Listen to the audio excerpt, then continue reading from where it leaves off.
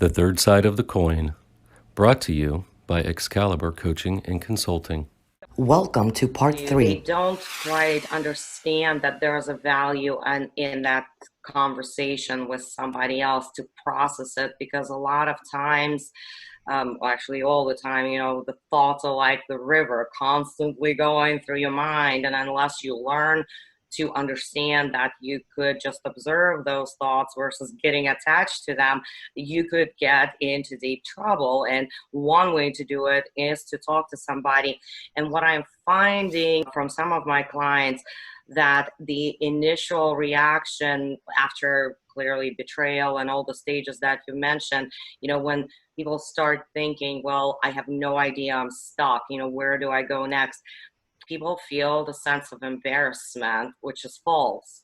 Yes, I know when you talk about embarrassment, people might feel it's a sense of weakness. And it's something that's just like ingrained in us. So your experience extreme stress. What is extreme stress? Extreme stress is just a repetitive thought.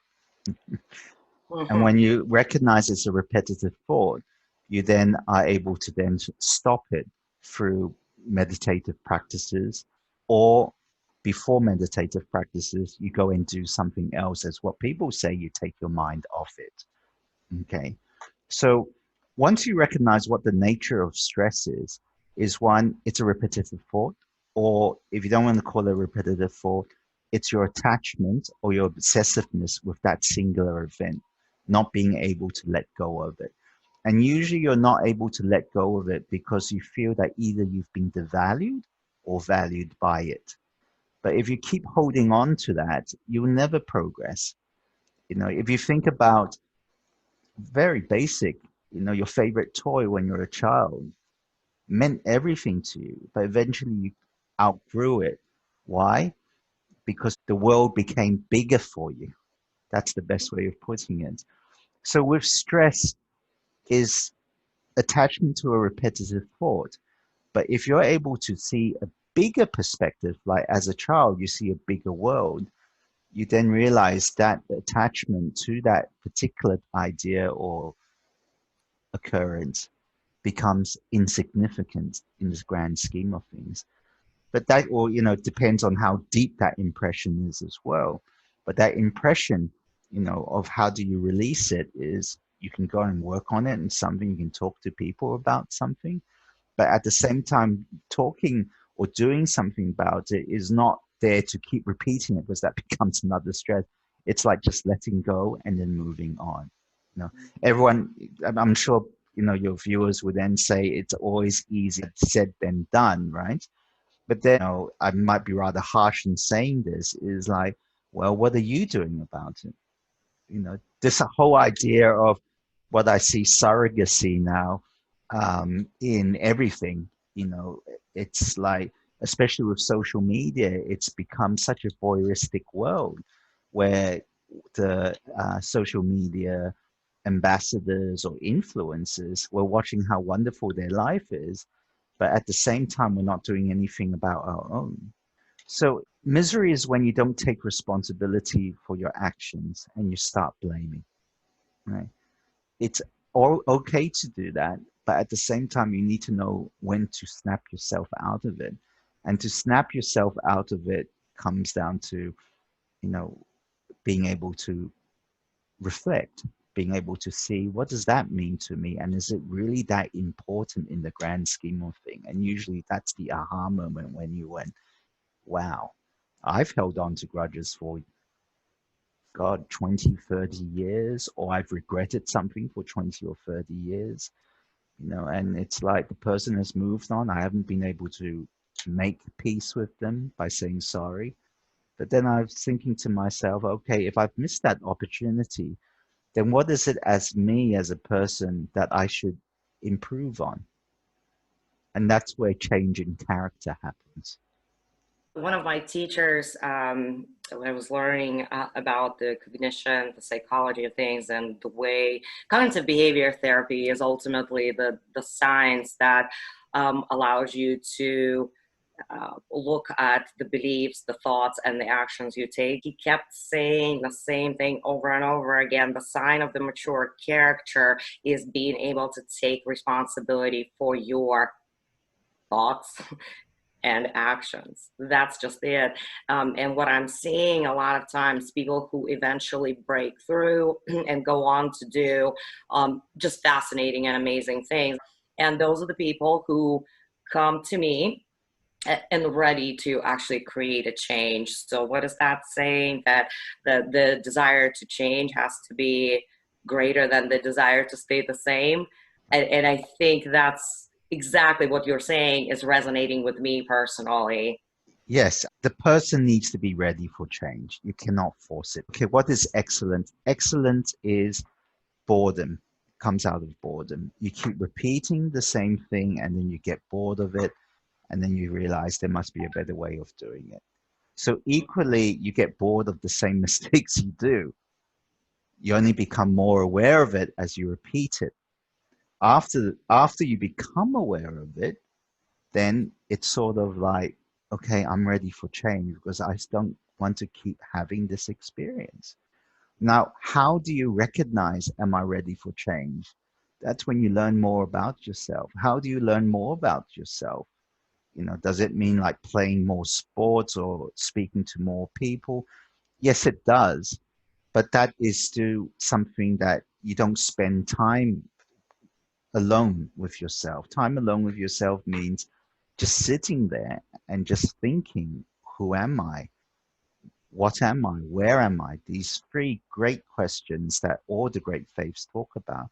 When you constantly use these three questions to introspect on your life, then that is when breakthrough happens. You need to be able to answer it yourself, and that's part of the fear. There's definitely fear, part of the challenge, but also part of the, oh my goodness, that's awesome. Yeah, absolutely. And after meeting you originally, and we talked about not the scientific approach of mindfulness, but the spiritual approach to mindfulness. It was absolutely fascinating to start on the journey and start learning and being courageous. It takes courage to start asking yourself who you are. It's not your title, it's not what the title you're assigned because of the job or because of the family status, the society status. If you were to summarize, okay, so there's somebody who got laid off. Now they're hearing all that bad information coming at you. And one of the working papers that I just looked at yesterday from Becker Friedman Institute at the University of Chicago actually said that we find, and I quote, we find 3 new hires for every 10 layoffs caused by the shock, and estimate that 42% of recent layoffs will result in permanent job loss, end quote. Now that person is asking, so I just read that there's a possibility that my job will, or this similar type of job will never be available. And there's this doom and gloom. What do you say to those people at this moment? Yeah, it's one, news is always negative. You never have the puppy stories at the news breaking headlines. So the nature of news is that, because it's meant to prepare you. But with news, the excessive news of negativity, it sends you down into a spiral. Okay. So yes, it is challenging. One, you need to accept the situation. It is challenging. Right now, we're not accepting the situation that, it's sort of what is called a passive aggressive approach to a lot of things, especially even in a state of unemployment.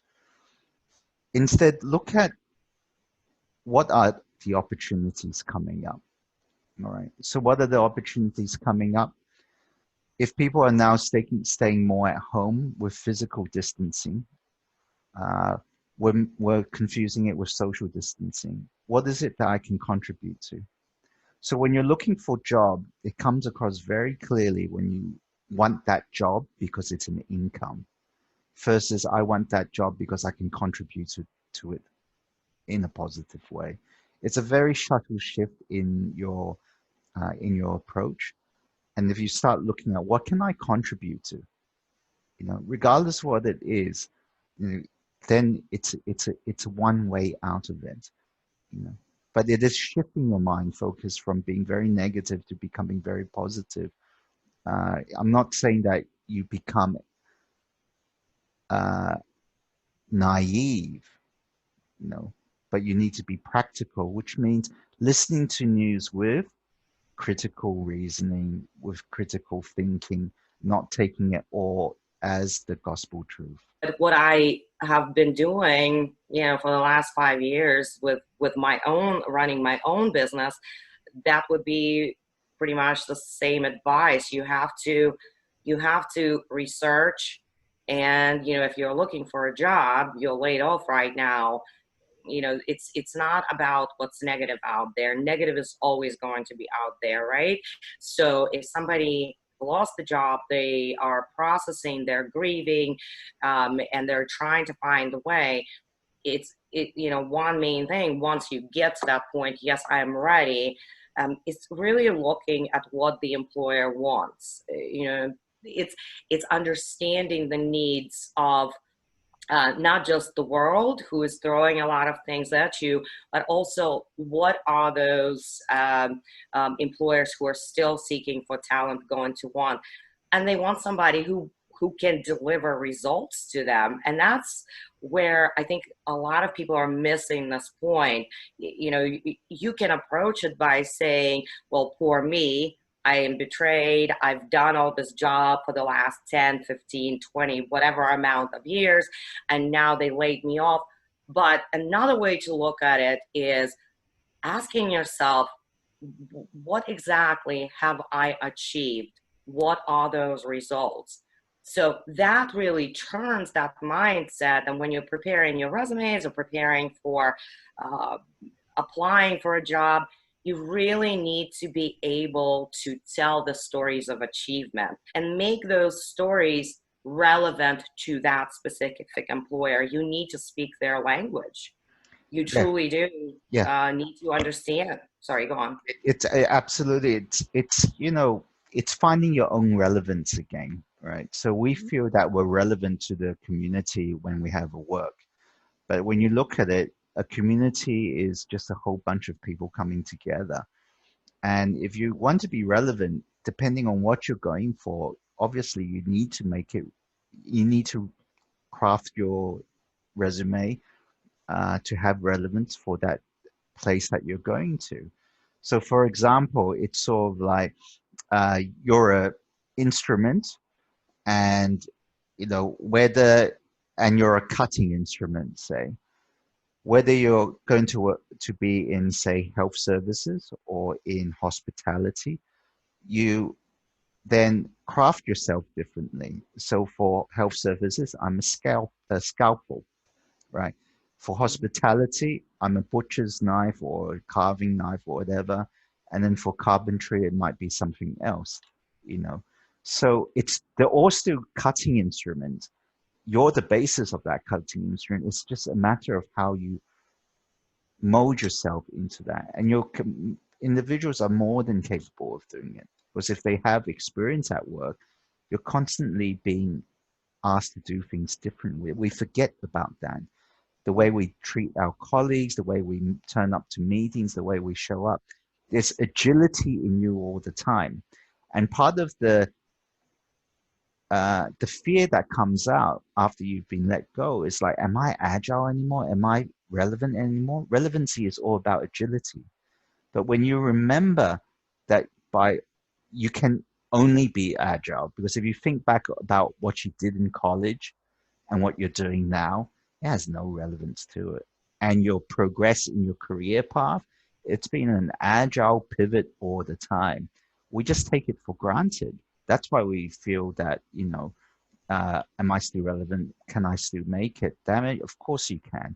Just remember you've always been agile. And if you forget about that, if you just drop your keys, if people still have keys, they say bend over and pick it back up. That's agility there.